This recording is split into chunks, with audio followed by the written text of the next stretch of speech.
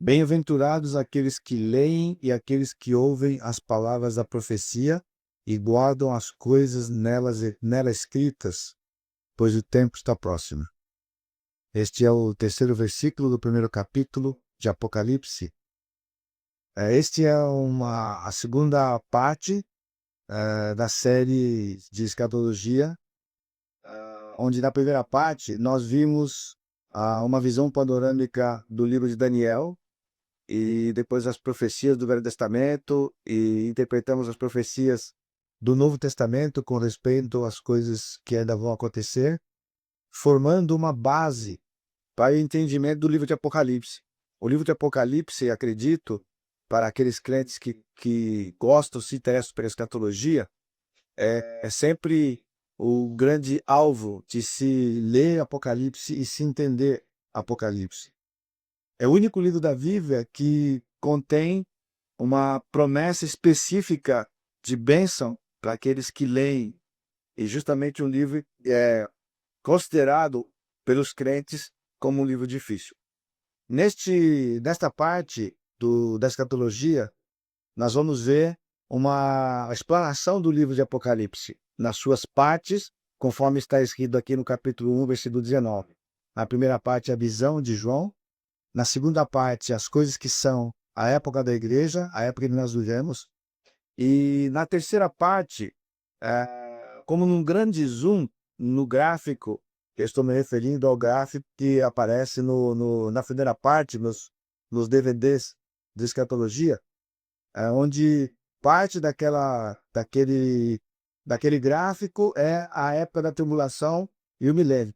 Então, como um grande zoom, usando a expressão hoje, como nós estamos usando o computador, o Apocalipse de 4 a 18, ele vai nos dar detalhes dos acontecimentos daquela época em 3 blocos de 7 juízos.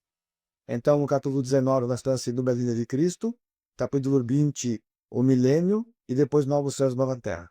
É uma parte muito interessante do estudo, e ele complementa a outra série, de forma que o crente pode chegar no livro de Apocalipse com as informações das demais profecias, principalmente Daniel, e poder entender aquilo que está no livro de Apocalipse. O meu desejo, mais uma vez, é ser uma bênção na vida de vocês, de forma que vocês possam entender a profecia, que sem ironia nenhuma é simples.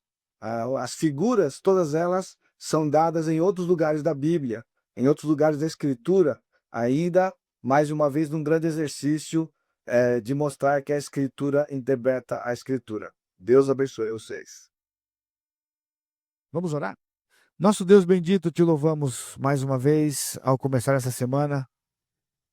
Agora, diante desta parte da tua Escritura tão importante, quando o Senhor tem nos revelado as coisas do futuro, encerrando o cânon das Escrituras, era tudo aquilo que o Senhor queria que nós soubéssemos, e nós te louvamos por isso. E obrigado por essa oportunidade. E mais uma vez, nós carecemos e suplicamos a direção do teu Santo Espírito, o discernimento, a iluminação da mente, que o Senhor possa redobrar as forças, os ânimos dos irmãos que chegam depois de um dia de trabalho, ao longo dessa semana, que o Senhor possa dar forças e ânimo para eles, e que este assunto possa motivá-los a completarem essa jornada dessa semana. E tudo isso tem sido preparado com o objetivo de glorificar e honrar o teu nome. E eu te louvo o nome santo de Jesus, o meu Senhor e Salvador. Amém, Senhor. Amém. O livro de Apocalipse, se você quiser, na apostila, na página 1, ele encerra o cânon das Escrituras. O que significa isso? Cânon é uma palavra hebraica, kané, de onde vem depois a palavra grega, cânon, que significava junco, uma vara reta, que se tornou uma medida, era um padrão, uma medida. E por isso a palavra cânon é a composição dos 66 livros que compõem a Bíblia, 39 no Velho, 22 no Novo, 27 no Novo. O espaço que Deus usou, apenas uma recapitulação para vários de vocês, foi um período de aproximadamente 1.600 anos entre o primeiro livro do Velho Testamento em termos de escrita, que foi o livro de Jó, provavelmente. O livro de Jó está a mais ou menos 1.500 anos antes de Cristo. E o livro de Apocalipse, que é o último, aproximadamente ano 98, 100 da nossa era. Com o livro do Apocalipse, por João, escrito por João, o Senhor encerrou a revelação. Tem sido convicção nossa de que tudo aquilo que o Senhor queria que nós soubéssemos, Ele deixou aqui na palavra. E o que nós vimos na semana passada, e vamos ver essa semana, a escatologia tem sido uma prova, né, exatamente disso, a atitude da igreja de se afastar do livro, buscando outras formas e fontes de revelação, né? Algumas delas, como o Senhor fez no passado, enquanto ele escrevia o livro, enquanto o livro não estava escrito completo, ele usava outros meios de comunicar ao homem a sua vontade, a sua palavra e as suas profecias. Mas no momento em que ele completou o livro, ele deixou de usar aqueles expedientes. Nos dias modernos, nos dias atuais, a igreja tem buscado a experiência, de forma que quando alguém aborda você com uma situação e você diz para a pessoa, mas a Bíblia diz, então logo a pessoa argumenta, mas eu vi. Não foi alguém que me contou, eu vi. Então aquilo que ela viu passa a ser autoridade sobre ela mais do que o que está escrito no livro. Nesse sentido, a escatologia ela se tornou algo aversivo a muitas pessoas, justamente por causa da complexidade e da diversidade de opiniões. Nem posições, eu vou dizer para vocês, de opiniões. Então, o que eu tenho tentado fazer, eu tenho entendido como uma tarefa que Deus tem me dado a fazer com as minhas ovelhas, e aonde eu tenho tido oportunidade de lecionar no seminário, ou quando eu vou fazer conferência. Em setembro eu vou a São Paulo, numa igreja, fazer uma conferência. Esse material eu vou dar em São Paulo, no seminário, em maio e junho, em 32 horas, só aquela parte da semana passada. Um pouco de Apocalipse, eu dou uma corrida e consigo chegar lá no capítulo 15, 16, com aqueles alunos, num apanhado geral apenas. Então, o meu papel tem sido de resgatar isso das Escrituras, né? Esse valor de você vir para ela e ler, conhecer, viver, experimentar, né, a Escritura. E isto tem sido o meu desafio, o meu desejo, e assim vai ser essa semana. Então, o nome do livro, ele está baseado no seu conteúdo. Apocalipse vem do grego apocalipsis, onde a palavra revelação vem do latim, né? Então, nós temos em português a transliteração do título dele em grego. Apocalipse significa revelar, desvendar, né? Descobrir, descortinar. O Apocalipse de João, que é este livro, são visões proféticas que foram dadas para ele, né, que ele viu e ouviu num certo domingo no ano 95. A data pode diferir um pouco, 95, 98, não se tem com precisão. Ele estava exilado no livro na ilha de Patmos. Deus mesmo deu as informações para João. Na verdade, Jesus deu as informações para João e pediu para João escrever, inclusive o esboço do livro, conforme falei para vocês a semana passada. O livro de Apocalipse, ele tem sido um livro assim onde o pessoal tem receio de vir, medo de vir. Medo, às vezes, por causa do conteúdo, muita coisa, muita catástrofe, muita coisa difícil. Mas medo pelo aspecto de que há muito símbolo, o livro é cheio de símbolos, né? Ele é cheio, é como se fosse um livro de enigmas, é isso que o pessoal fala. E aí afasta o pessoal. Logicamente que é muito melhor você ler uma carta do apóstolo Paulo, né, do que você ir para o Apocalipse e ficar tentando entender. Por isso foi necessário que a gente fosse para Daniel primeiro. Em Daniel, nos evangelhos, nos escritos de Paulo, nós deciframos os símbolos. Em Apocalipse, não vai aparecer símbolo novo, algum. Nenhum símbolo novo que não haja em qualquer outro lugar da Bíblia já colocado para você, já dado o significado. Quem estava domingo aqui no culto, ontem à noite, eu preguei sobre a presente era. E a presente era, em Apocalipse, está contida no capítulo 2 e 3 do livro. Nós vamos ver daqui a pouquinho essa divisão. E a presente era foi dada pelo Senhor Jesus Cristo em Mateus capítulo 13, naquelas 7 parábolas. E nós vimos ontem a interpretação daquelas parábolas. As parábolas de Mateus 13, elas são muito importantes para o entendimento das figuras do Apocalipse também. Por quê? Porque à medida que Cristo deu a parábola, ele interpretou 2 delas. E olha que interessante, ele deu 7, mas só interpretou 2. Porque as 2 que ele interpretou têm elementos que você interpreta as outras. E aquilo que não tem ali, você encontra no Velho Testamento, né? Por isso é importante, quando nós estamos interpretando a Bíblia, e foi dito isso na semana passada, logo na primeira aula para vocês, há um termo que até está escrito aqui no parágrafo que começa por isso aí na apostila, né? O livro deve, no meio do parágrafo, o livro deve, portanto, ser interpretado como os demais do cânon, na sua forma literal, com suas figuras de linguagem, aplicando-se também as regras de hermenêutica, onde a Escritura interpreta a Escritura. E isso aqui vai precisar ser usado tremendamente no livro de Apocalipse.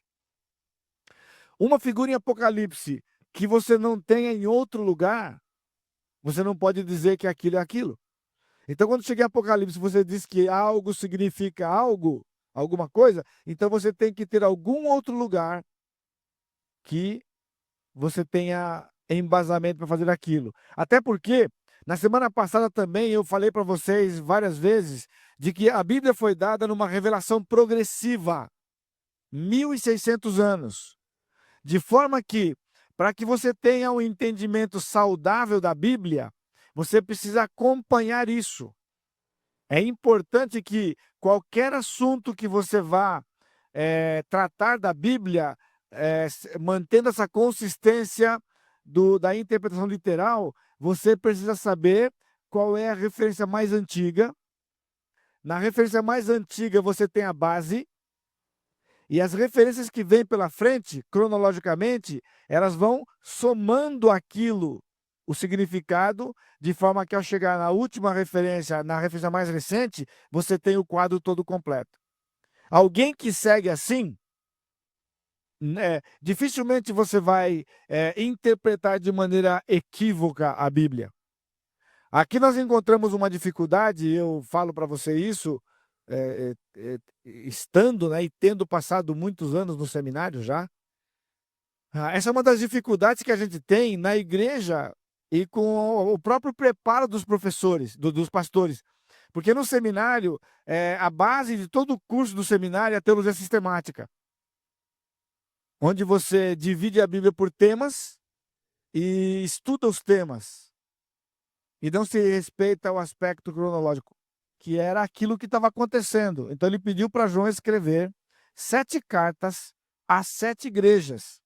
A igreja era a época presente. João estava vivendo lá no final do 1º século, já havia uns 70, quase 70 anos, né, 60 e poucos anos, que a igreja havia sido inaugurada, e João estava naquele período. Por isso as coisas que são.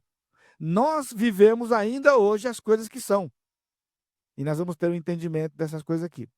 E aí ele diz, na terceira parte, as que hão de acontecer depois dessas. Essa divisão, irmãos, não é só porque eu quero. Veja capítulo 4, versículo 1 de Apocalipse. Depois destas coisas. Então você percebe que o próprio livro começa, né, o capítulo 4 começa com a expressão depois destas coisas, é a dica que está começando a terceira parte do livro. Essa terceira parte do livro, que é a maior parte do livro, a parte mais extensa do livro, ela vai ser subdividida, né? Capítulo 4 e 5, a visão do trono de Deus, e é a preparação para o julgamento que vai acontecer na tribulação. Capítulos 6 a 18, uma descrição pormenorizada, detalhada, do que vai acontecer naqueles 7 anos. Então, tudo que está no Apocalipse de 6 a 18 se refere a um período de 7 anos. Na verdade, 3 anos e meio, porque uma parte de um versículo se refere a 3 anos e meio, praticamente. O capítulo 19, a segunda vinda de Cristo, na sua segunda fase, quando ele vai pisar no Monte das Oliveiras, ele vem com a igreja, nós temos alguns detalhes importantes lá. Versículos 20, o capítulo 20, a prisão de Satanás e o milênio, 21 e 22, novos céus e nova terra. Você percebeu? Esse é um esboço que está no próprio livro. Não há jeito de você dividir Apocalipse diferente. Não tem jeito de você dividir Apocalipse diferente. A não ser que você tenha uma abordagem do livro que seja com uma outra interpretação. Seria uma interpretação alegórica figurada, como nós já demos exemplos, e vamos ver alguns exemplos aqui durante o nosso tempo aqui. Eu falei para vocês aqui na igreja, e vou repetir para os irmãos que estão nos visitando aqui, acompanhando conosco, né? Vieram participar. Se você está numa livraria e você vê um livro de Apocalipse, um comentário de Apocalipse, ou um livro que está escrito Apocalipse, aí você fala, poxa, como saber se o livro é bom, se vale a pena comprar ou não?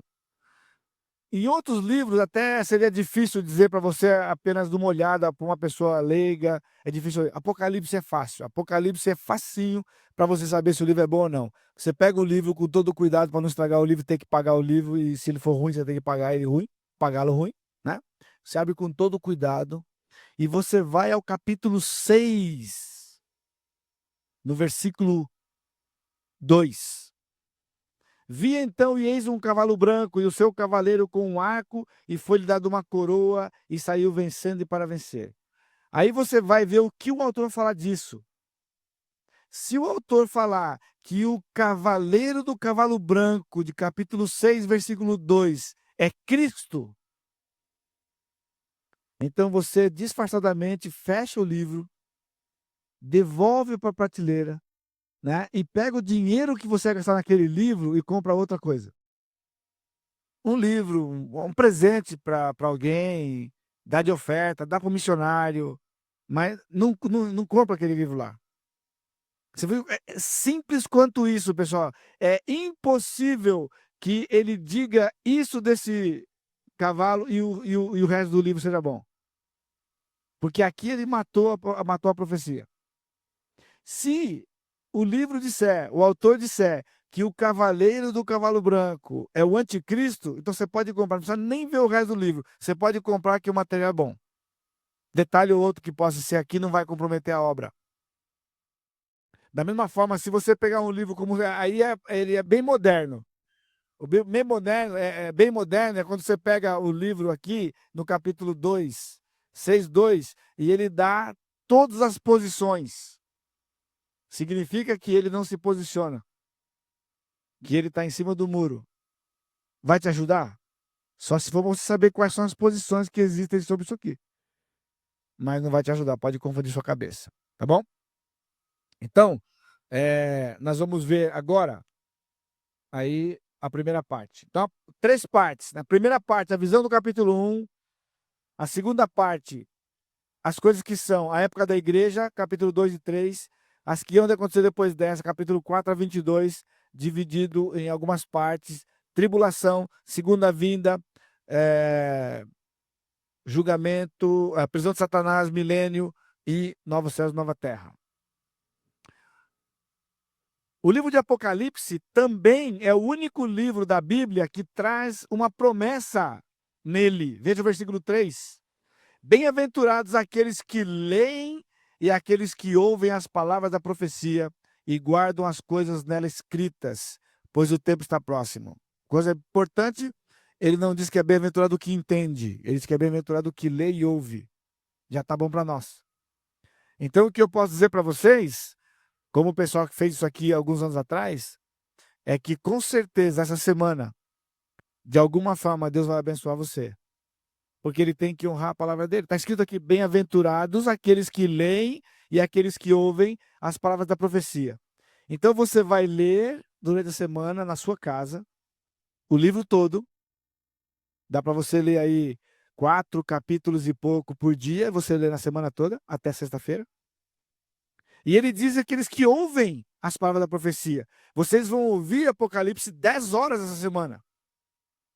Então, com certeza, o Senhor tem bênçãos para você que vai dedicar essa semana, porque Ele está dando esse incentivo para nós aqui no livro de Apocalipse. Veja o versículo 4. João, as 7 igrejas que se encontram na Ásia, graça e paz a vós outros da parte daquele que é, que era e que há de vir, da parte dos 7 espíritos que se acham diante do seu trono, e da parte de Jesus Cristo, a fiel testemunha, o primogênito dos mortos e o soberano dos reis da terra. Aqui nós já temos a primeira coisa complicada do livro de Apocalipse. Eu vou ler de novo para vocês. João, as 7 igrejas que se encontram na Ásia, graça e paz a vós outros. Da parte daquele que é, que era e que há de vir, da parte dos 7 espíritos que se acham diante do seu trono, e da parte de Jesus Cristo, a fiel testemunha, o primogênito dos mortos e o soberano dos reis da terra. Aquele que nos ama e pelo seu sangue nos libertou dos nossos pecados. Detalhe é que aquele que é, que era e que há de vir é o Senhor Jesus Cristo.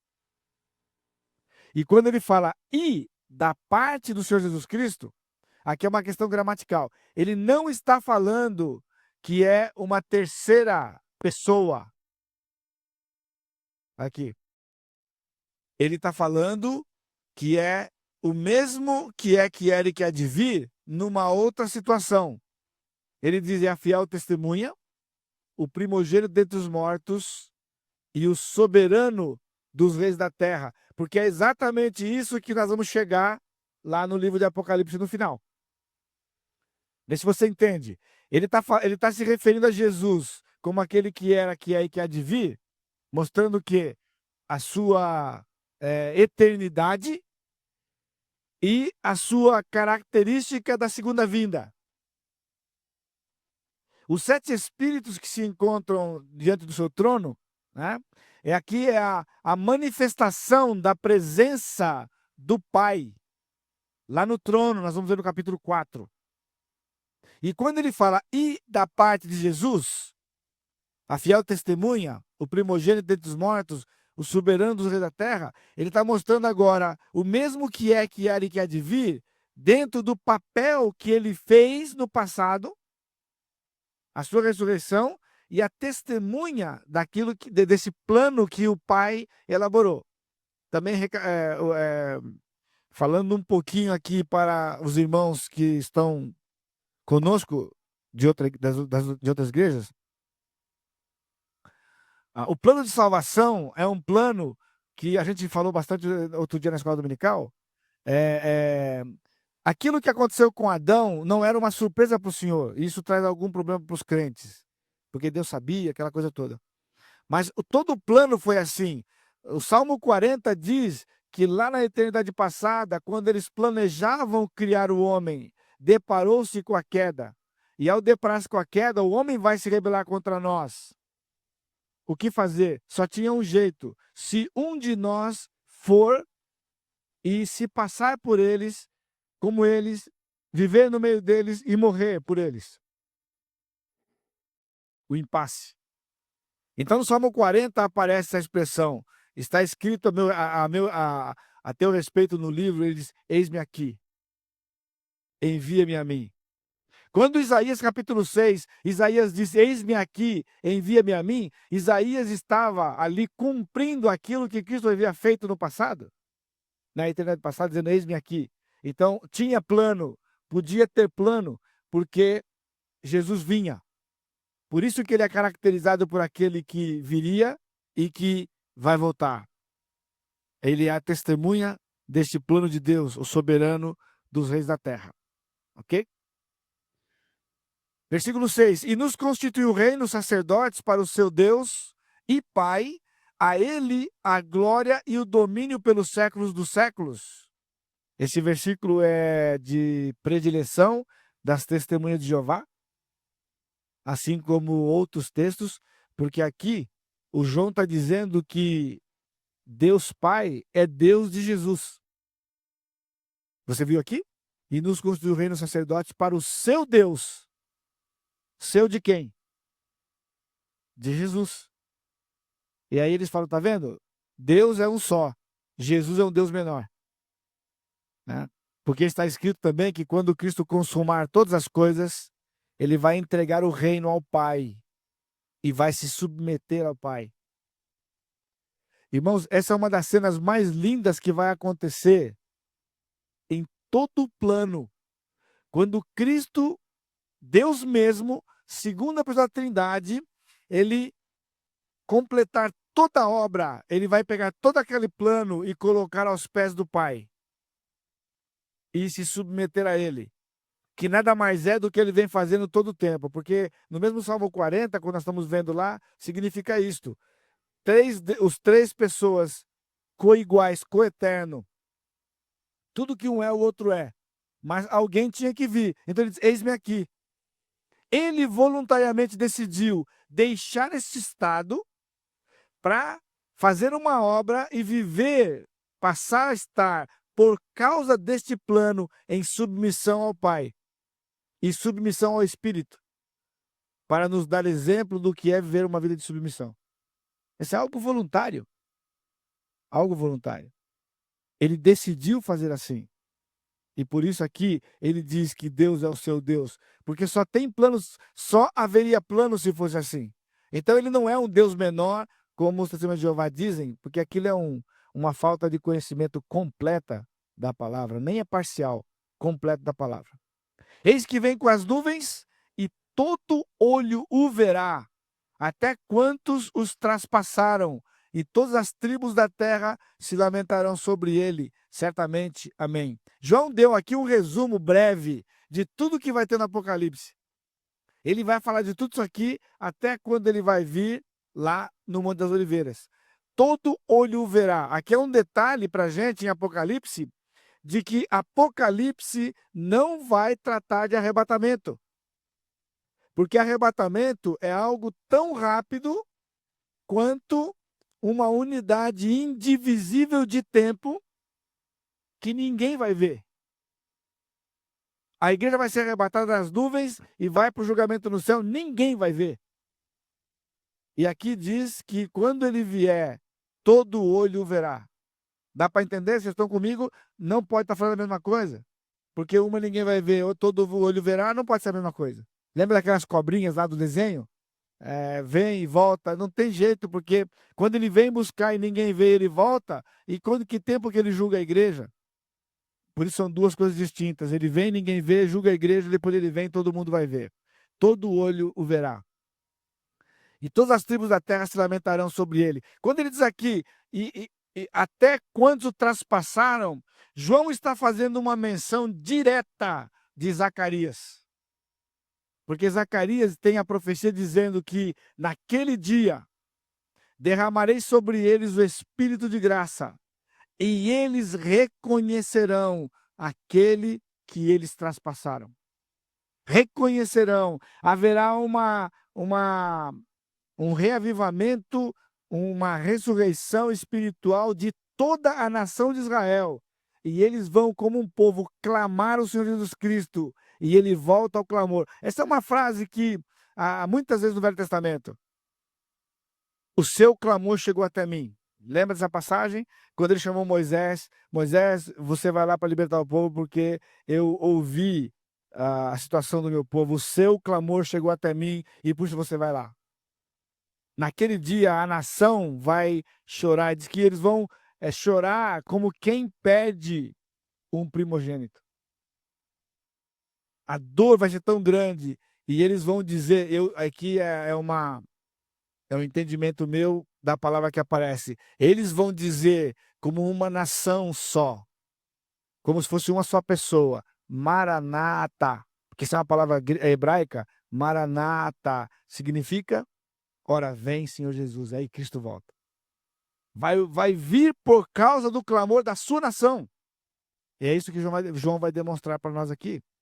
Eu sou o alfa e o ômega, diz o Senhor, o princípio, aquele que é, que era e que há de vir, o Todo-Poderoso. Se eles pensam que lá em cima no versículo 6, Cristo é um Deus menor, e eles dizem que Deus é todo-poderoso, e Jesus é só poderoso. Não é um desconhecimento completo da palavra, porque no versículo 8 ele diz, eu sou o alfa e o ômega, diz o Senhor Deus, aquele que é, que era e que há de vir. Quem há de vir? Jesus há de vir. O Todo-Poderoso. Eu, João, irmão vosso e companheiro na tribulação, no reino e na perseverança em Jesus, achei-me na ilha chamada Pátimos, por causa da palavra de Deus e do testemunho de Jesus. Ele estava preso por causa da perseguição. Achei-me em espírito no dia do Senhor, e ouvi por detrás de mim grande voz como de trombeta. Aqui nós temos algo para salientar. E a gente tem uma tarefa, porque na verdade hoje eu precisava chegar no capítulo 4 de Apocalipse, se eu for dividir cada 4 capítulos para chegar no 22, lá na sexta-feira, né? E eu não vou chegar, acredito que nem no 3, mas eu vou caminhar lá e vou chegar no 22 no final. O Marquinhos tem uma transparência aí pra gente, que é aquela da palavra grega. Isso, vamos lá. Na semana passada, nós falamos sobre o dia do Senhor, e eu podia perguntar para você, classe, o que é o dia do Senhor? O dia do Senhor é um dia escatológico de 1007 anos. Então, assim como lá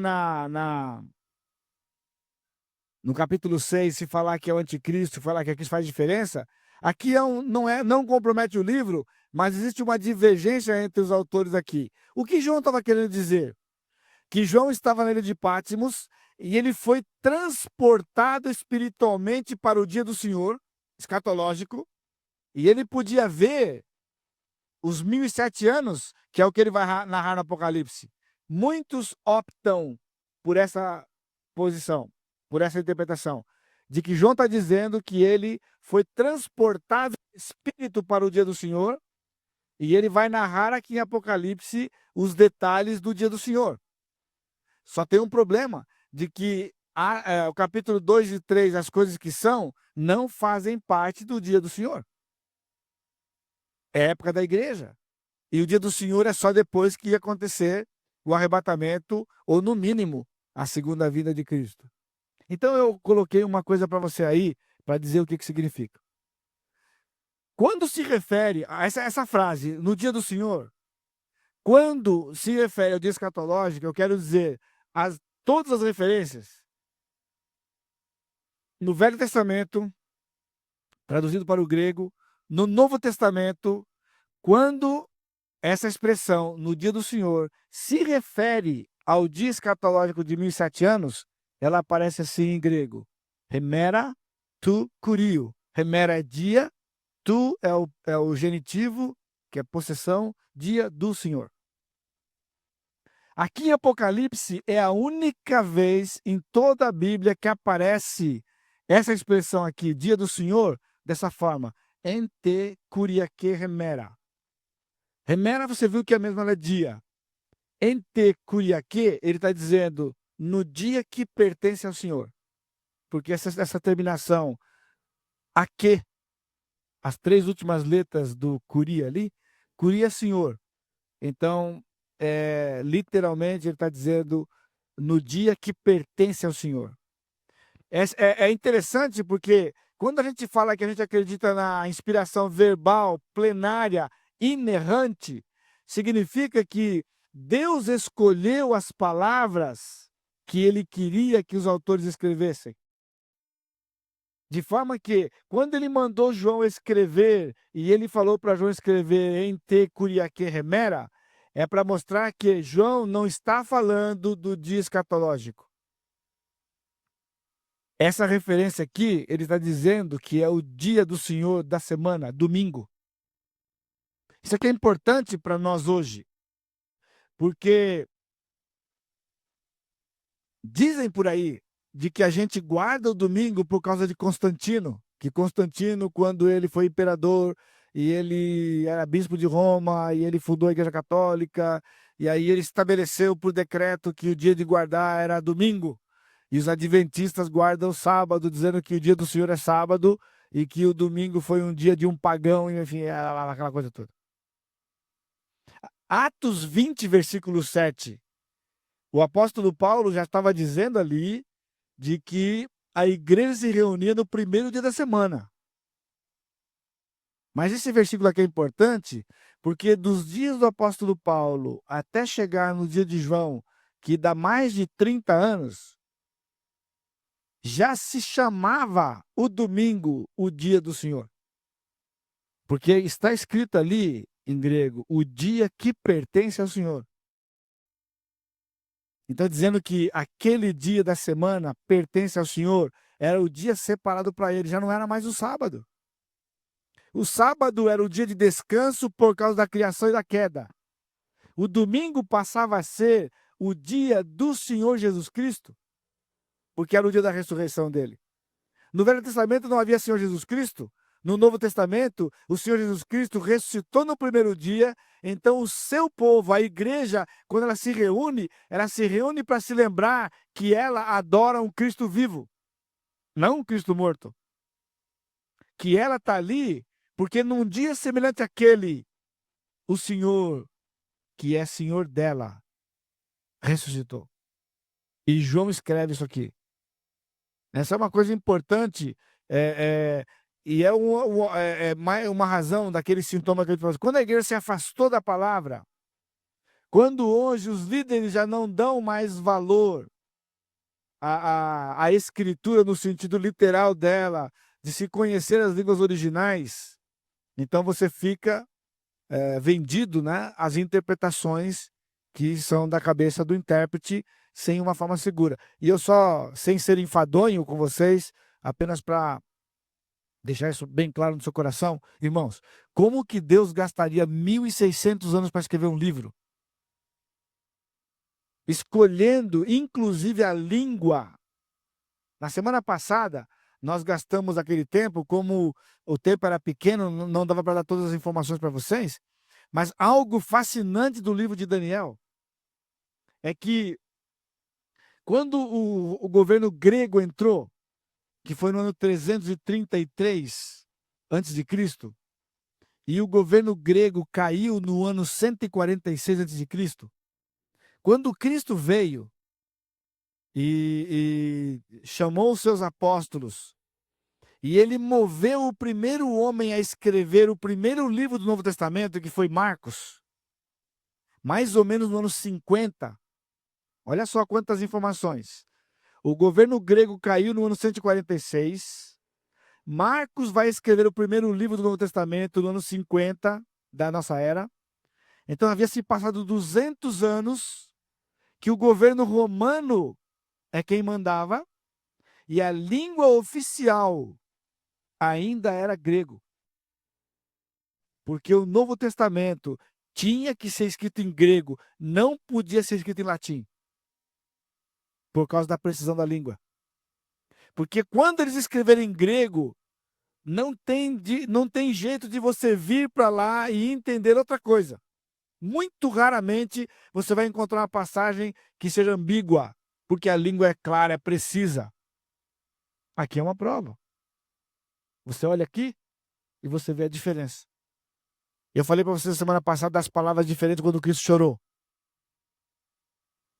Então, como que Deus ia fazer isso? Preparar toda a história. Ele preparou a história de forma que o Novo Testamento tinha que ser escrito naquela língua para que fosse preciso. Quer um exemplo aqui?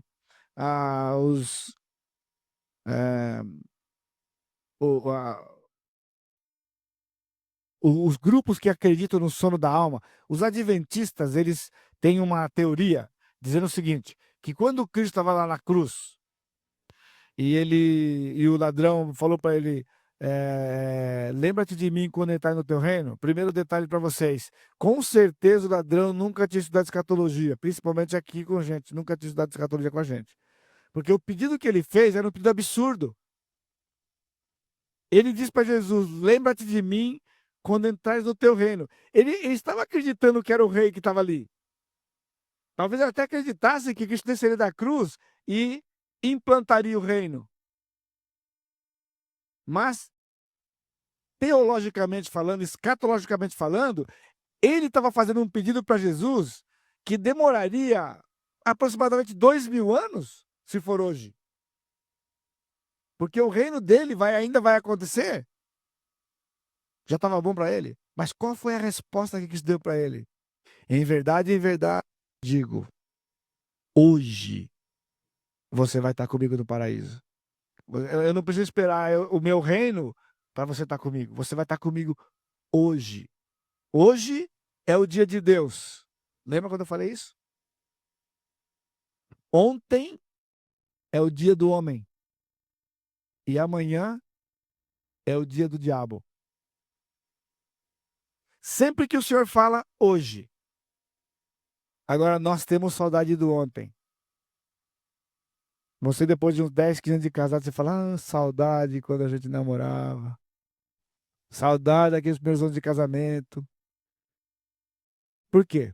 Porque o bom era ontem, não é? Deus diz, hoje, se ouvides a sua voz, não endureçais o vosso coração. E o diabo fala o quê? Amanhã. Hoje não. Hoje você pode fazer o que você quiser. Isso aí é bom. Amanhã você faz. Amanhã. Sempre amanhã. E o amanhã nunca chega. Aliás, o camarada do boteco já aprendeu isso rapidinho, né? Fiado, só amanhã. Porque o amanhã nunca chega. Ele já descobriu que o amanhã nunca chega. E o diabo sabe disso. Ele fala amanhã, amanhã, amanhã, e amanhã nunca chega. Então, quando o Senhor escreveu, ele nunca faria isso para que depois de ter escrito com tanta precisão, tanto detalhe, ficasse a cargo do homem interpretar a Bíblia como ele quisesse. E dizer, isso aqui significa isso, significa aquilo, com isso aqui, com a língua que ele escreveu, precisa. Ele moveu a história para escrever o seu livro. Por isso, irmãos, você tem na sua mão algo precioso. Funciona. É a palavra de Deus. E por isso, nós estamos aqui para estudar esta semana o que significa esta palavra de Deus. Ok, pessoal, nós terminamos aqui a parte da aula quando eu estava falando para vocês daquela parte que Cristo conversou com o ladrão e ele diz, hoje estarás comigo no paraíso. Então, os adventistas dizem o seguinte, eles creem no sono da alma. Então ele estava dizendo que Cristo não estava prometendo para o ladrão que ele estaria aquele dia com ele no paraíso. Ele diz o seguinte, a versão que eles têm, a interpretação é assim, em verdade te digo hoje, vírgula, estarás comigo no paraíso. Então eles estão dizendo que Cristo estava dizendo aquilo hoje, mas vai estar no paraíso um dia comigo. É isso que eles estão dizendo. Então ele pega o advérbio de tempo e joga para a declaração dele e não para a promessa, ok? Isso é interessante, né? Se a Bíblia tivesse sido escrita em português. Porque em português, uma vírgula faz esse estrago todo. Em grego, jamais ele podia escrever assim. Está escrito, em verdade te digo, hoje estarás comigo no paraíso. Porque não é a vírgula que determina. A terminação de cada palavra na língua grega determina qual a posição que ela tem na frase. E ninguém pode alterar isso. Agora, em português, veja que interessante. O Marquinhos vai colocar uma frase para a gente lá, que eu já dei para os alunos da escola, a de cima. Enquanto o pastor pastava, o burro orava. Olha que bacana. É possível o pastor pastar e o burro orar? O pastor até pode pastar, mas o burro orar é complicado, né? Aí. Então, agora, o Marquinhos vai escrever de novo lá embaixo pra gente, isso aqui dando sinal. O Marquinhos vai colocar uma vírgula, Marquinhos, lá debaixo. Até já tá lá, né? Põe lá. Tá lá. Enquanto o pastor pastava o burro, orava. Isso aqui é um aposto. Então significa que o que está no meio da vírgula, entre as vírgulas, é uma frase completa também, e não altera o que está antes da vírgula, né? Porque o verbo orar agora está ligado com o pastor e o verbo pastar está ligado com o burro. Então, na nossa língua, isso, ó, 2 vírgulas muda completamente o sentido da frase. Por isso que ela não foi escrita em português, pessoal. Se fosse escrita em português, a gente estava na água, né? Então, hoje, quando a igreja tem se apartado da Bíblia, ou argumentado, ou falado as coisas, eu estou dizendo assim, quando os líderes têm se apartado de conhecer como ela foi escrita, está pronto para poder dizer qualquer coisa, né? Então, a nossa luta, a minha luta tem sido, quando o seminário foi feito aqui em São José, abriu o seminário, eu pedi para eles, falei, pessoal, se vocês não colocarem as línguas originais na escola, a gente vai preparar vai preparar muito mal preparados os obreiros aqui da cidade, da região. Porque se você não conhece... E outra, isso é uma coisa em qualquer obra do mundo, qualquer obra. Se você quer saber o que Shakespeare escreveu, não adianta você pegar um versinho de Shakespeare em português e ler e você falar que você conhece Shakespeare. Se você não aprendeu o inglês da época dele, inclusive, porque se você conhecer a língua grega, a língua inglesa, mas não conhecer o inglês de Shakespeare, você não sabe o que ele escreveu. Você tem que saber, você é obrigado a ir lá na época dele, conhecer a época dele. A mesma coisa com Lusíadas, de Camões. Você pega aquela obra, para você entender o que ele escreveu, só se você for na época que ele viveu, para poder conhecer a época, para entender o que ele escreveu. Ora, se na literatura mundial é assim, a Bíblia não. A Bíblia todo mundo lê porque tem o Espírito Santo, lê e faz o que quiser. Desculpa a comparação, pessoal. É a mesma coisa que nós fazemos com o futebol. Porque ser técnico no Brasil é complicado, porque o Brasil tem 170 milhões de técnicos. Todo mundo é técnico. Todo mundo sabe o que fazer com o time quando está no campo. Só porque sabe jogar bola. Só porque sabe jogar bola, acha que pode ser técnico. Só porque o crente acha que ele lê a Bíblia e tem o Espírito Santo, que ele pode chegar aqui e dizer o que quiser da Bíblia. Então, por isso, o Apocalipse, como outros livros, acabam se tornando difíceis, né? E vocês vão descobrir ao longo dessa semana que é dos livros mais fáceis da Bíblia de se interpretar. Uma vez interpretadas as figuras, está desvendado o livro. Já outros escritos, é difícil você entender o aspecto espiritual que está por trás daquilo ali. A profundidade espiritual de certas coisas, de certos ensinos do apóstolo Paulo, por exemplo. Pedro disse que as coisas que Paulo escreveu eram difíceis de entender. Pedro, na sua segunda carta, disse que os escritos de Paulo eram inspirados pelo Senhor, mas era difícil de entender. Mas não disse que era difícil de entender as profecias. Por quê? Entendido o símbolo, você entende a profecia.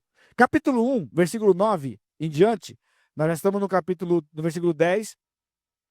O Senhor disse para ele: o que vês, versículo 11, escreve em livro e manda às 7 igrejas: Éfeso, Esmirna, Pérgamo, Tiatira, Sardes, Filadélfia e Laodiceia.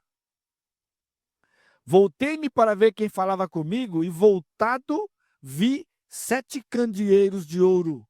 No meio dos candeeiros, um semelhante a filho de homem, com vestes talares, cingido à altura do peito com uma cinta de ouro. A sua cabeça e cabelos eram brancos como alva lã, como neve, os olhos como chama de fogo, os pés semelhantes ao bronze polido, como que refinado numa fornalha, a voz com voz de muitas águas, tinha na mão direita 7 estrelas, e da sua boca saía uma afiada espada de 2 gumes. O seu rosto brilhava como o sol na sua força. Quando o vi, caí a seus pés como morto. Porém, ele pôs sobre mim a sua mão direita, dizendo: Não temas, eu sou o primeiro e o último.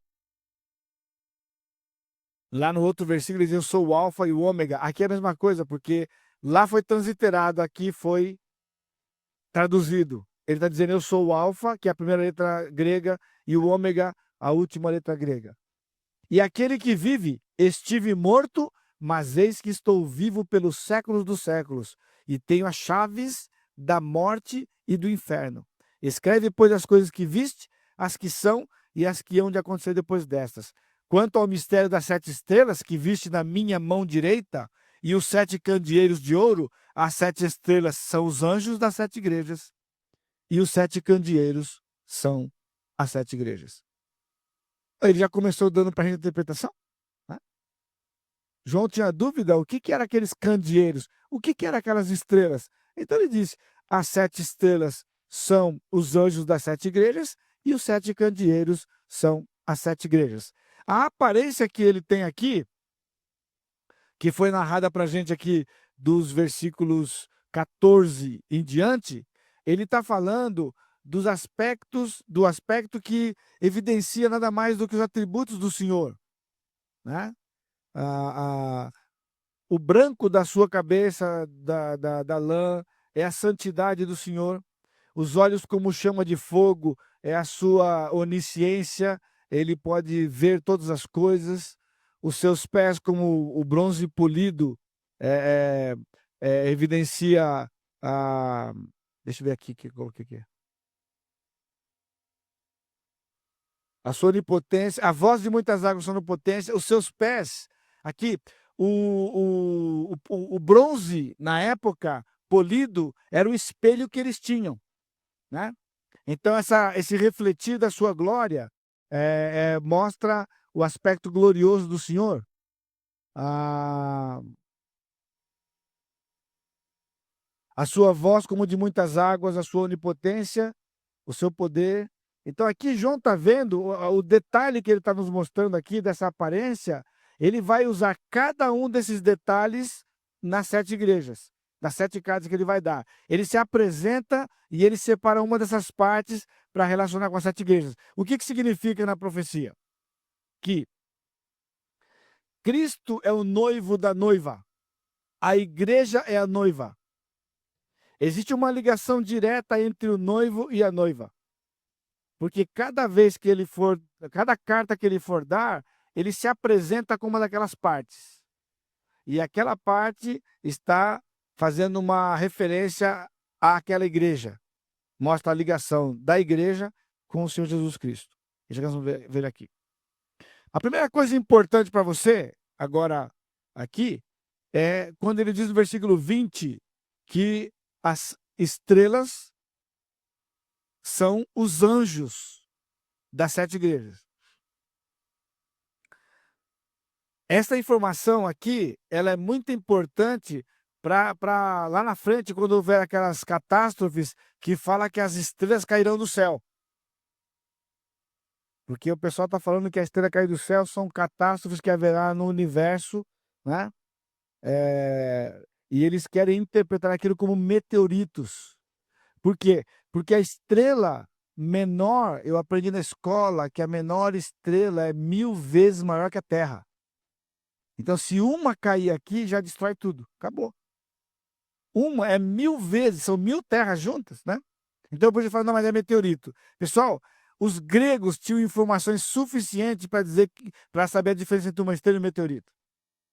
Ele não usaria essa expressão. A palavra não pode ser mudada assim de que estrela significa outra coisa. Estrela é aquilo que ele vê. É aquilo que a gente vê quando olha para cima. Porém, aqui ele está dizendo que a estrela é o anjo. Se a estrela é o anjo, ele já está dando a dica que lá na frente, quando está falando de estrela, não é literal, é anjo. Agora aqui, quando ele fala do anjo, e quando você abre o capítulo 2, cada igreja tem um anjo. Quem é esse anjo? Alguns interpretam de que cada igreja tem um anjo guardião, um ser angelical guardião. A dificuldade que a gente tem, que eu tenho com essa interpretação, é que você vai ver aqui que as cartas todas estão escritas na segunda pessoa do singular. Ao anjo da igreja em Éfeso escreve. Então a informação foi dada para o anjo. Versículo 2: conheço as tuas obras. Obras de quem? Do anjo. Ele não está falando as obras da igreja, as obras do anjo da igreja. Como que ele podia estar responsabilizando um ser angelical que não tem nenhuma interferência direta da igreja, pelo estado da igreja? Então esse anjo aqui não é o anjo ser asinha, de asa. Então nós temos que usar de novo o recurso da língua. Aqui, pessoal, é um pouco enfadonho hoje, porque a gente está começando aqui a esquentar a máquina, né? A partir de amanhã a gente começa a entrar na parte profética lá do futuro, vai ficar um pouco mais interessante aquelas figuras. Então só sua paciência um pouquinho para a gente avançar aqui nessas cartas. A palavra grega para anjo aqui é simplesmente a palavra angelos, é outra palavra que é transliterada em português. Anjo. Anjo tem mais ou menos o som de angelos, que é a palavra grega. A tradução dela é mensageiro. Então, na verdade, aqui, para ficar melhor para a gente, deveria ter sido traduzido em português que as 7 estrelas são os mensageiros da igreja. Porque uma vez colocado anjo, já leva você direto para aquele ser de asa. Quando, na verdade, aquele ser de asa recebeu o nome de mensageiro, porque é a tarefa básica que eles têm é de mensageiros. Eles são mensageiros. O Gabriel veio trazer uma mensagem. O mensageiro chamado Gabriel trouxe uma mensagem para Daniel. Compreendeu? Então, a primeira coisa importante para você, aqui ele está falando de mensageiro. Essa palavra mensageiro, na sua apostila aparece aí, elas são usadas na Bíblia com vários significados. Por exemplo, Ageu 1,13, ele usa essa palavra mensageiro para o profeta. Eu leio para você aqui rapidinho, Ageu 1,13 diz: então Ageu, o mensageiro do Senhor, falou ao povo segundo a mensagem do Senhor, dizendo: eu sou convosco, diz o Senhor. Na Septuaginta, essa palavra aqui é anjo. Então, podia ter sido traduzido: então Ageu, o anjo do Senhor. Em Malaquias 2,7, que é um pouquinho mais para frente, Malaquias 2,7 diz: porque os lábios do sacerdote devem guardar o conhecimento e da sua boca devem os homens procurar instrução, porque ele é anjo do Senhor dos Exércitos. Então aqui ele está usando a palavra anjo para o sacerdote. No capítulo 3, versículo 1, eis que eu envio o meu mensageiro que preparará o caminho diante de mim. Quem é esse mensageiro? João Batista, no Novo Testamento, que é repetido lá em Mateus 11:10. Eu sou aquele de quem está escrito, eis que envio o meu mensageiro. João Batista se identificou como sendo esse aqui. Então, João Batista é chamado de anjo. E mais um, Tiago 2,25, esse aqui até é interessante. Tiago 2,25 diz assim: de igual modo não foi também justificada por obras a meretriz Raabe, quando acolheu os emissários e os fez partir por outro caminho. Emissários aqui é a palavra anjo, que é mensageiro, que eram aqueles 2 mensageiros que foram enviados, né, lá, os espias, que foram enviados para espiar a terra de Jericó. E a Raabe guardou-os em casa. O que eu estou dizendo com isso aqui? Que essa palavra anjo foi usada várias vezes para pessoas. Logo, o anjo da igreja aqui é o pastor. Agora, isso aqui é sério. Sério por quê? Aí você entende, talvez, por que muitos preferem interpretar figuradamente o Apocalipse ou outras partes da Bíblia, né? Porque quando você reconhece que é o pastor aqui, primeiro, todas essas igrejas tinham mais de um pastor. Porque isso já era algo certo, patente no Novo Testamento. A igreja perdeu a visão ao longo do tempo. Hoje, a maior parte da igreja tem um, e um bom punhado delas não tem nenhum. Mas a maior parte tem um. Porque não conseguem trabalhar 2, 3 juntos. É difícil você encontrar a bênção que nós temos aqui, irmãos. E eu não estou falando de mim. Eu estou falando que é uma bênção da graça de Deus. Que eu e o pastor João Pedro estamos juntos há 23 anos. 23 anos juntos. Ministrando juntos. E a graça do Senhor que permaneça sobre nós e que nós fiquemos juntos até o Senhor voltar, até nós partirmos. Por quê? Porque quando os pastores trabalham juntos, em algum tempo, em algum momento, acontece alguma coisa, tem que separar. Não ficam juntos. Por quê? Porque não respeitam isso aqui. Deus chamou cada um na sua função. Então, quando cada pastor sabe a sua função, ninguém quer a função de ninguém. Cada um trabalha na sua. Então, Deus está dizendo aqui, Jesus está dizendo para João, que ele estava responsabilizando o estado da igreja. O pastor. Não eram os pastores. O pastor. Mesmo que havia mais de um. Porque entre eles havia sempre o pastor mestre. E o pastor mestre era o responsável, que é hoje da igreja aqui. Agora, o que eu estou dizendo que é sério é que Deus está responsabilizando o pastor pelo que acontece na igreja. Hoje, qual é a atitude que os pastores têm na igreja? Quando começa a pegar coisa na igreja, é tempo dele ir para outra igreja. É tempo de mudar de igreja. Difícil você encontrar um pastor que assume de que aquilo que está acontecendo na igreja lá dele é problema dele, é resultado daquilo que ele está fazendo na igreja. O Senhor disse aqui: conheço as tuas obras, o teu labor, a tua perseverança, que não podes suportar homens maus e que puseste à prova os que a si mesmos se declaram apóstolos e não são, e os achaste mentirosos. Agora você pega essas informações que eu estou dando aqui, Apocalipse, para você, e junta com aquela da semana passada, quando eu falei do método de governo do milênio teocrático, lembra no finalzinho da aula na sexta-feira? Hoje, as igrejas não são lideradas pelos pastores. Como que o pastor pode assumir a responsabilidade de uma igreja quando ele não é aquele quem toma as decisões na igreja? E é fácil para ele porque ele pode culpar todo mundo, né?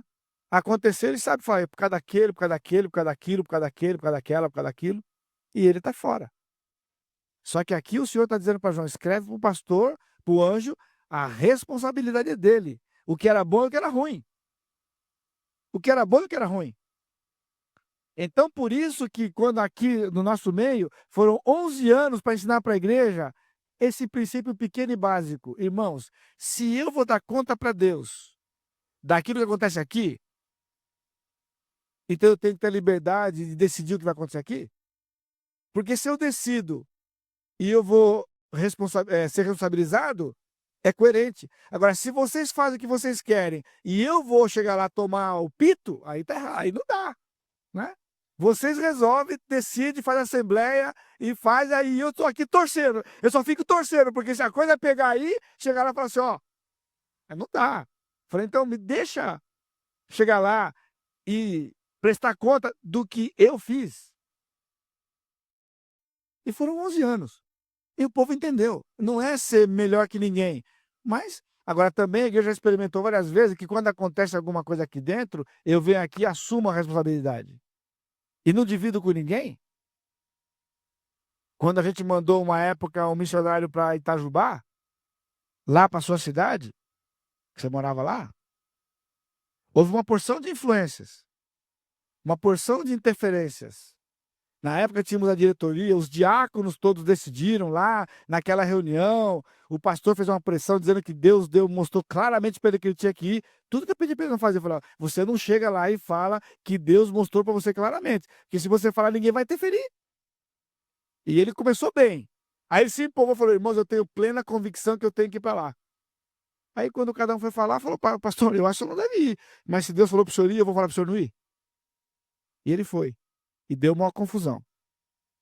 Então, quando voltou, depois da confusão, eu reuni na diretoria e pedi perdão para cada um dos diáconos.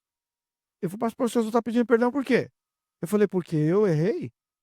Não, pastor, mas fomos nós que dizemos, vocês decidiram aqui no método de governo que a igreja tem hoje. Mas naquilo que está na Bíblia que eu acredito, é minha responsabilidade. Eu tinha que não ter deixado ir. Mesmo que vocês pedissem para eu ir embora, eu tinha que ter falado, não vai. Porque agora ele foi, deu problema, minha responsabilidade. Subi no púlpito e pedi perdão para a igreja toda. Por ter enviado aquele missionário para lá. E disse, e não vai mais. Eu posso ser pedido para sair da igreja, mas não se toma uma decisão aqui dentro que eu não concorde. Porque é minha. E o estrago que aconteceu? Quem responde? Quem vai assumir agora? Ninguém. Eu tinha que assumir. Eram as primeiras lições para a igreja disso aqui. De mostrar para eles a seriedade. E eu digo para vocês, que se muitos pastores soubessem disso, acho que eles não iam ser pastor. Porque a coisa pega. Por isso que o livro é importante, irmãos. Por isso que ele, mesmo sendo profecia, ele fala do dia a dia da gente, da vida da igreja. Então, quando eu olho para essas cartas aqui, e quando eu interpreto isso aqui, é debaixo de muito temor, de que as coisas ruins que acontecem aqui nessas cartas não venham a ser uma característica da nossa igreja, deste corpo local. Por isso a gente conhece e entende que isso aqui diz respeito a nós. Agora o que acontece? Você pode ir para outra página aqui, na segunda parte. Você vai encontrar bons autores, bons livros, mas que interpretam essas igrejas da seguinte forma.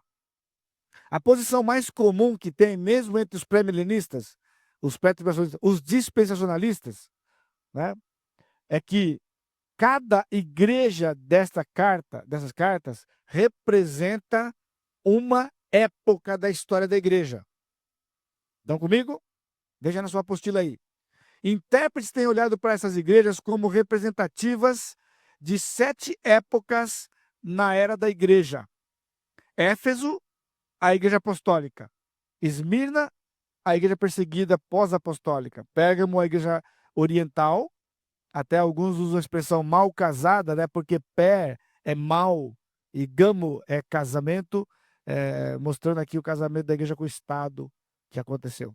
Tiatira, a igreja papal ocidental. Sardes, a igreja morta protestante ortodoxa. Filadélfia, a igreja missionária do século XIX. E Laodiceia, a igreja da apostasia antes do milênio. Isso aqui é interpretado pela maior parte dos que são pré-tribulacionistas, pré-milenistas. Tem a mesma posição que a gente, mas eles abordam isso aqui. Aí eu fiquei bronqueado quando eu li isso a primeira vez. Eu fiquei bronqueado pelo seguinte. Sabe o que significa isso aqui?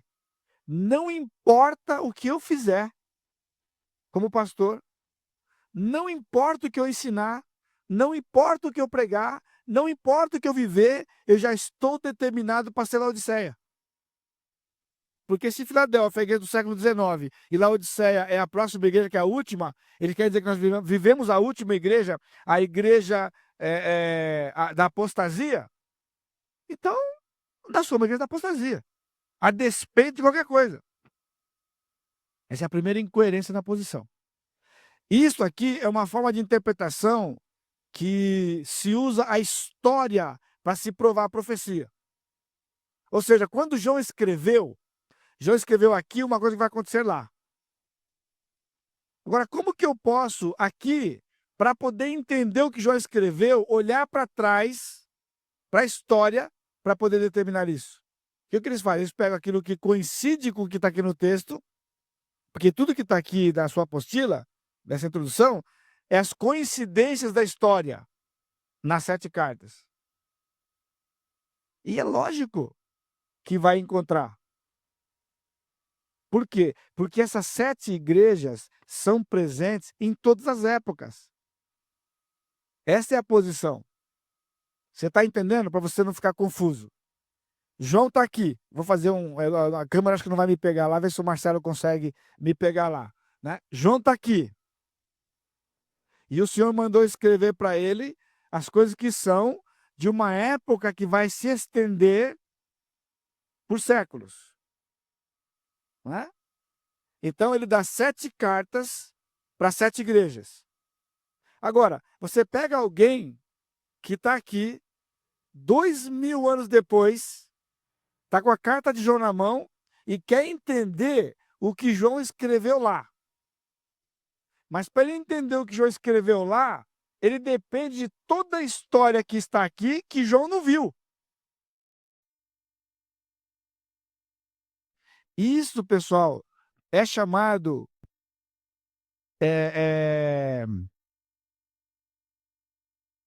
a palavra fugiu. Contextualização. Eu fico até arrepiado, por que fugiu da minha mente? Que quando eu escuto essa palavra aqui, contextualização, eu fico arrepiado. Porque a contextualização significa isto. O pessoal está pegando a Bíblia, que foi escrito lá, e interpretando lá à luz daqui. O exemplo é aquele. Lembra? Aquele. Que a gente fala que a mulher não pode. Lembra? E quando falo do meu nome aqui na cidade, o pessoal fala aquele pastorzinho lá, que a mulher não pode fazer não sei o quê. A mulher não pode. Aí o cidadão diz o seguinte, que aquilo que Paulo escreveu lá, ele escreveu lá, mas nunca escreveria aqui. Que com a mulher que ela faz aqui hoje, não combina aquilo lá. Então ele está reinterpretando lá à luz do que acontece aqui. E estão fazendo a mesma coisa na escatologia. Agora eu vou voltar para cá. Quando João escreveu aqui, as 7 cartas, e ele deu o nome. Quem deu o nome foi João? Não, Jesus deu o nome.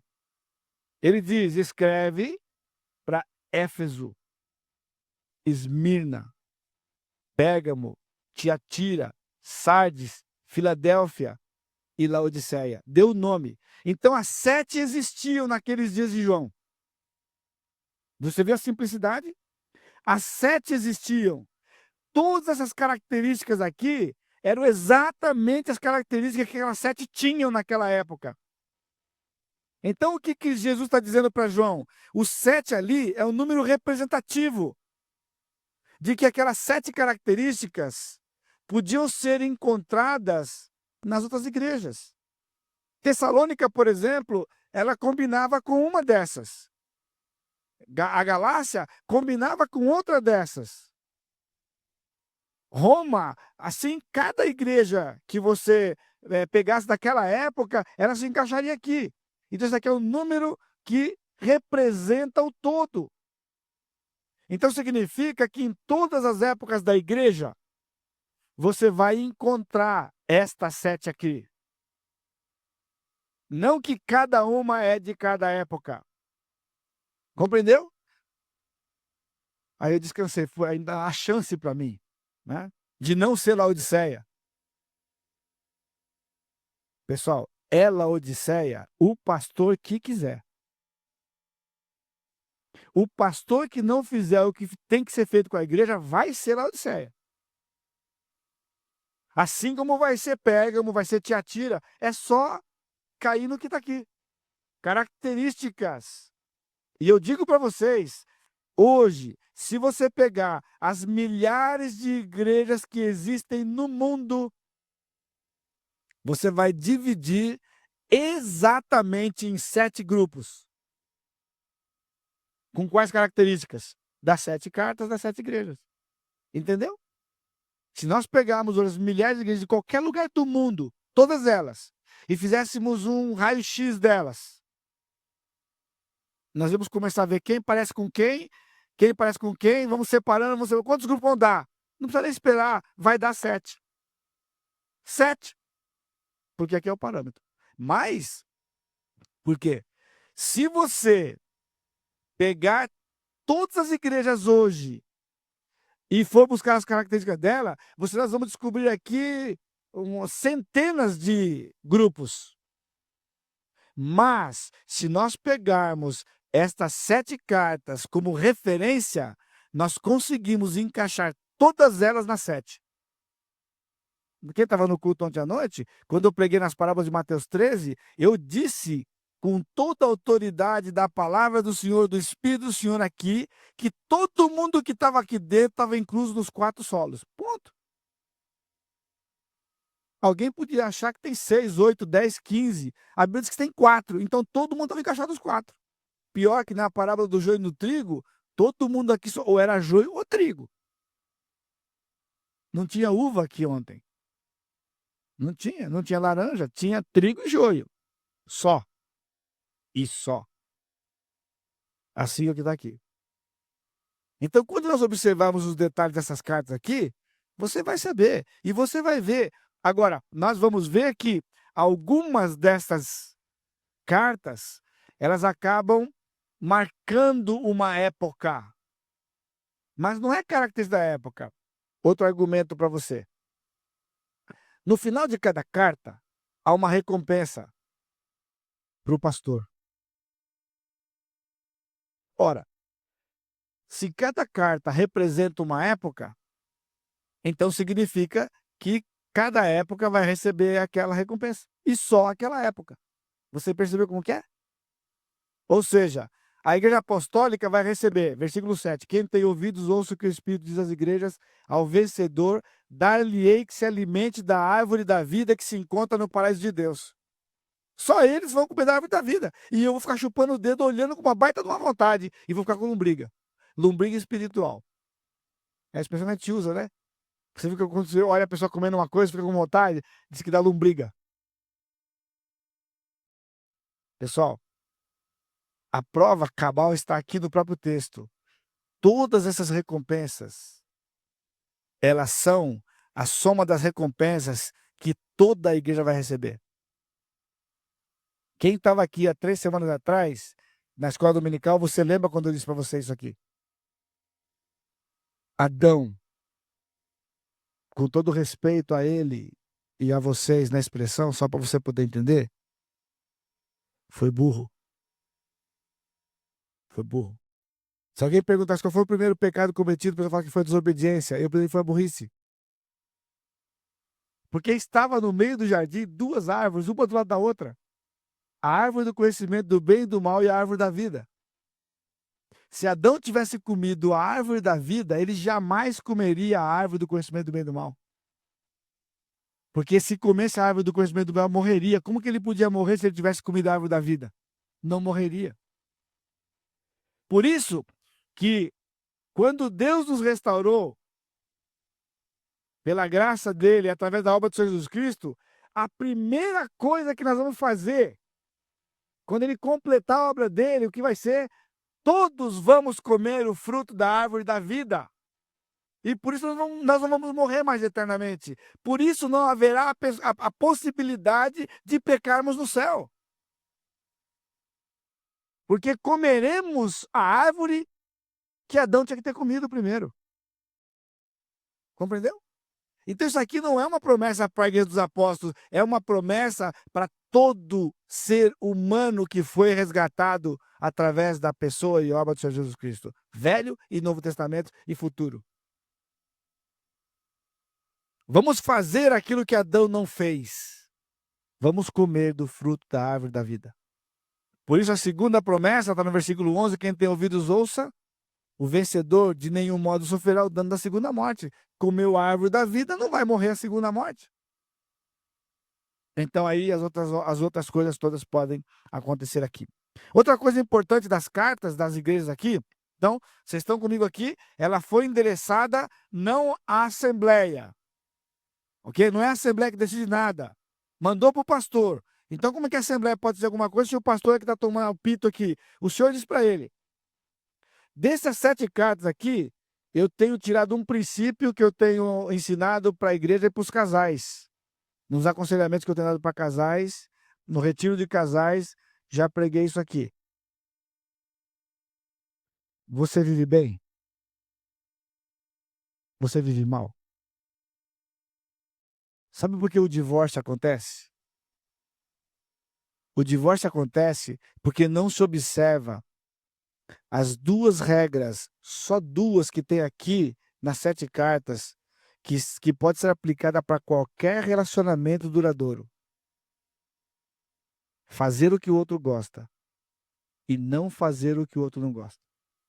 Se a coisa vai mal entre você e o seu cônjuge, você não precisa ficar dando volta por aí, não. Você não precisa ficar tentando imaginar, não. É simples.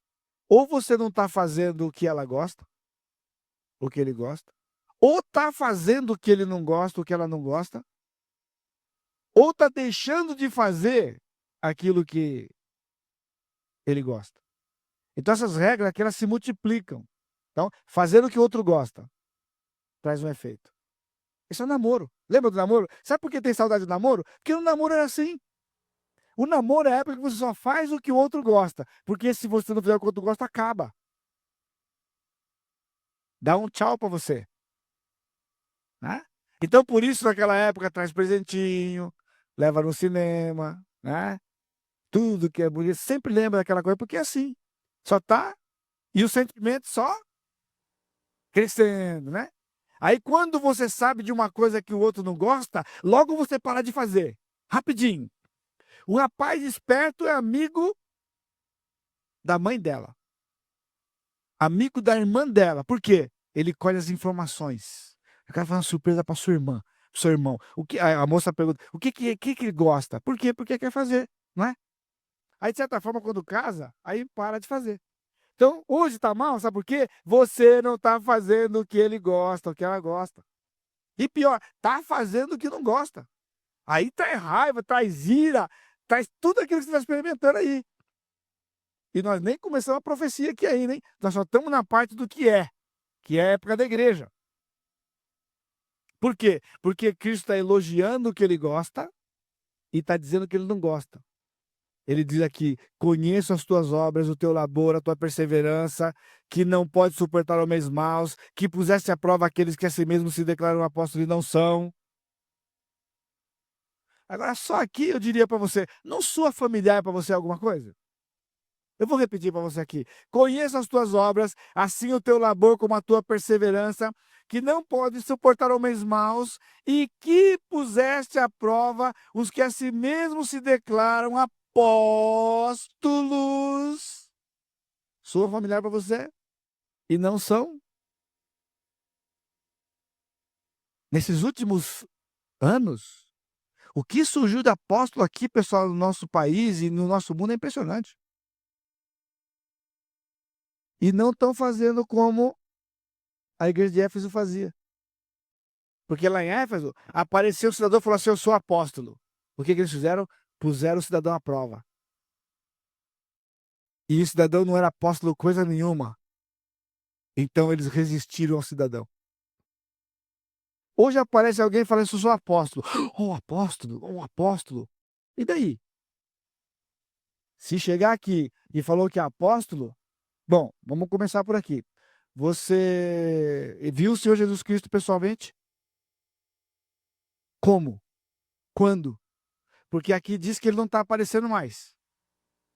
Aqui, na palavra de 2 gumes que saía da boca do Senhor aqui, está escrito que não tem. Você viveu 2000 anos, você está com quase 2000 anos de idade?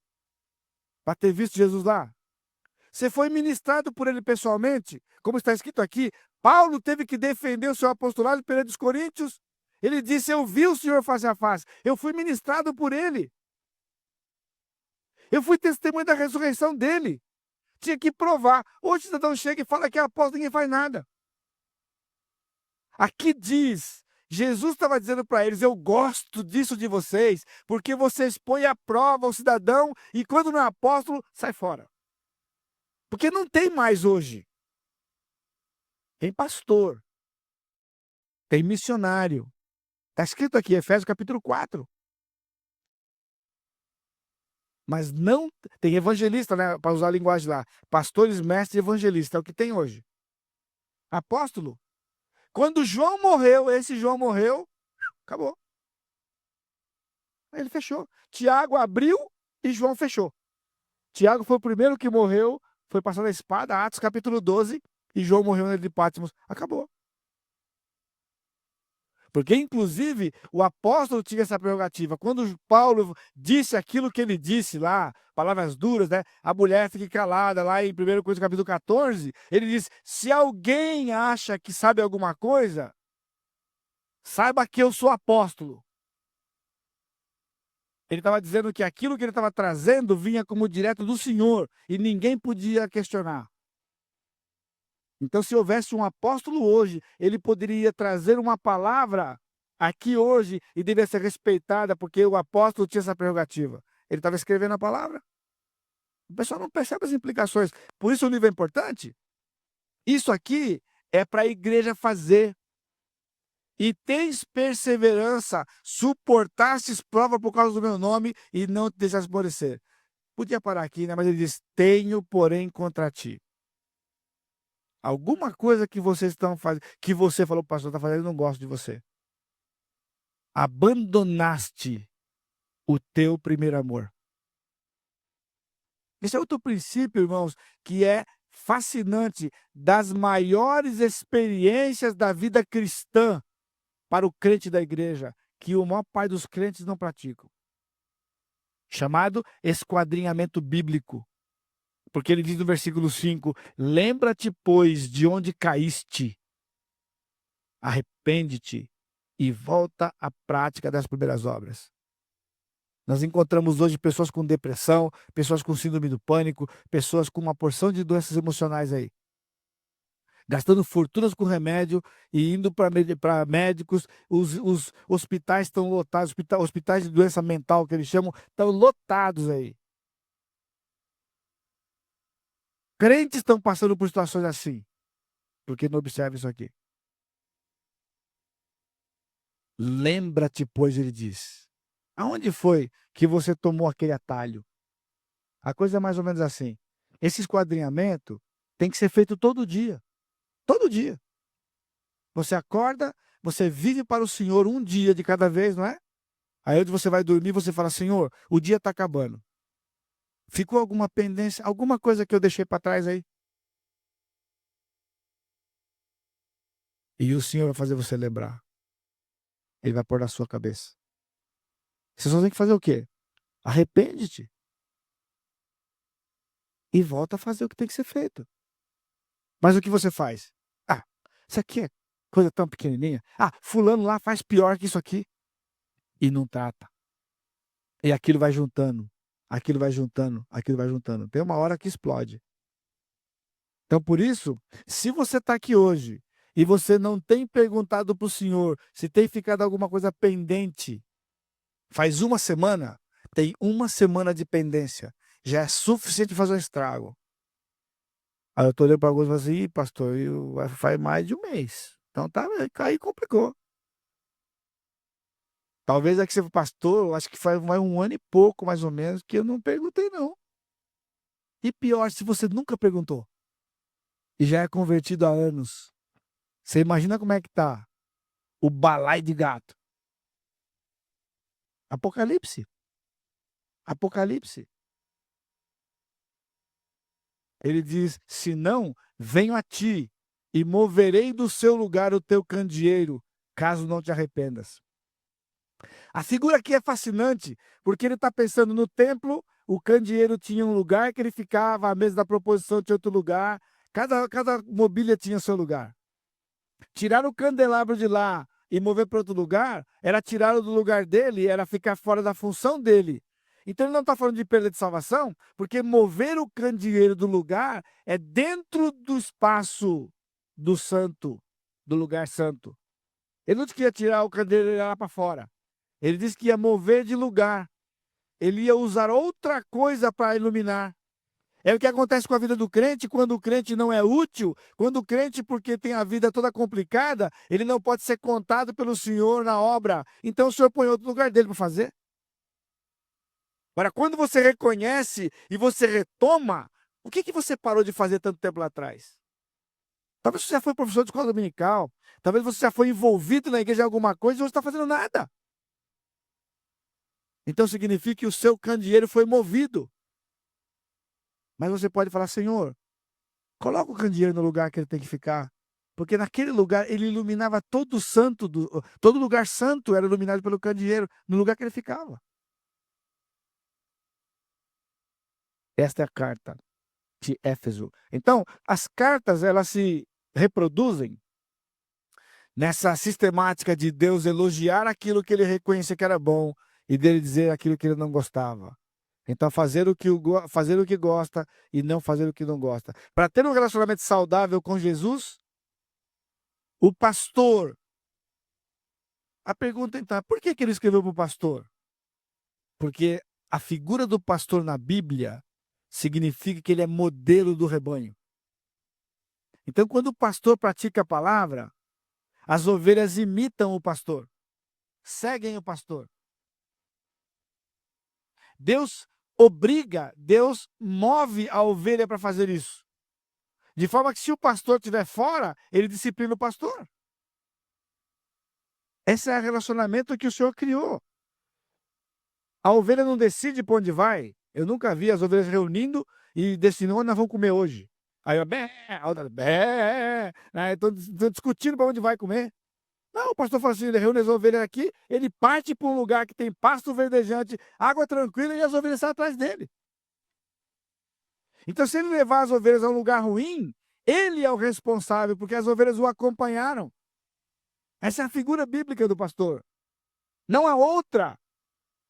Com todo o respeito que eu tenho aos meus colegas, eu não estou falando para ninguém especificamente, estou falando aqui da palavra.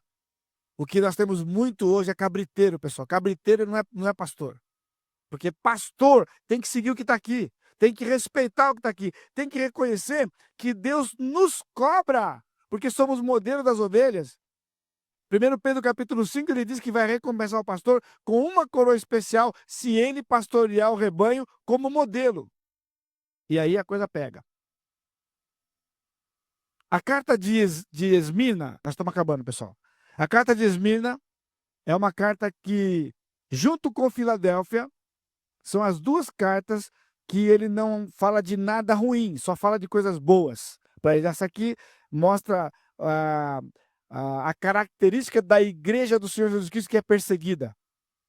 De novo, não é uma época, mas em todas as épocas nós vamos encontrar algumas igrejas que têm como característica ser perseguida. Talvez pela localização que ela está, talvez por aquilo que ela prega, por aquilo que ela vive, ela passa a ser perseguida. Tanto pela comunidade, como até pelos outros crentes, muitas vezes. A igreja de Pérgamo e assim por diante. Então, hoje à noite, se você tiver tempo, amanhã durante o dia, eu queria te dar uma tarefa, para você ler capítulo 2 e 3, que eu vou fazer um apanhado quando chegar amanhã, e a gente vai entrar para o capítulo 4, que é o começo da tribulação. Ok?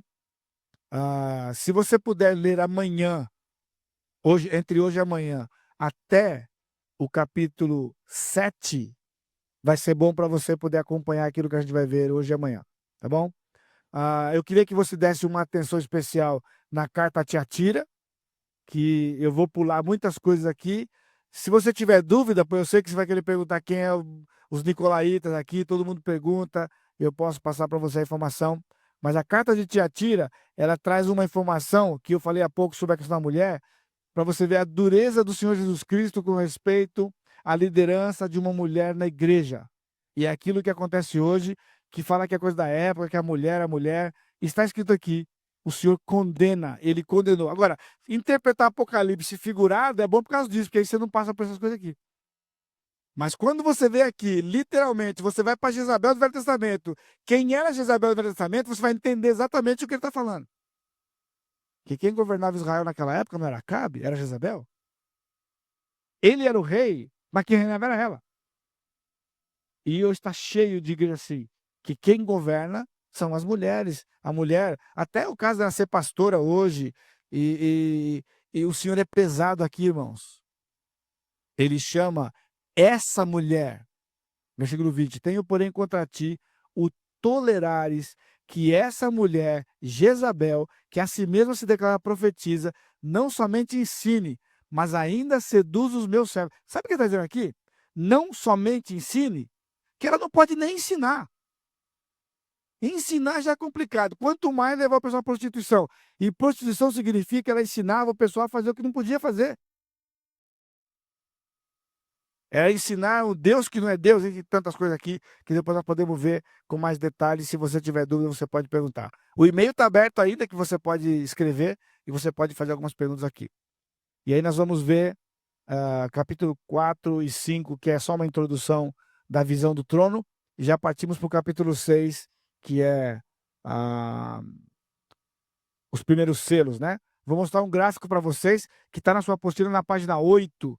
É importante que você leia a Bíblia, né, e leia a apostila paralelamente, porque ela está explicando. Cada carta que está aqui, eu estou passando por cima por causa disso, porque aqui não é esboçado, lembra?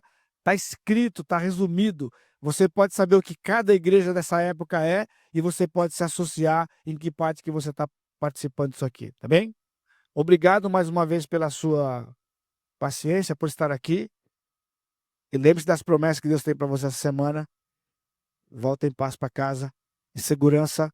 E nós nos encontramos amanhã aqui, pela graça de Deus. Deus abençoe vocês. Boa noite.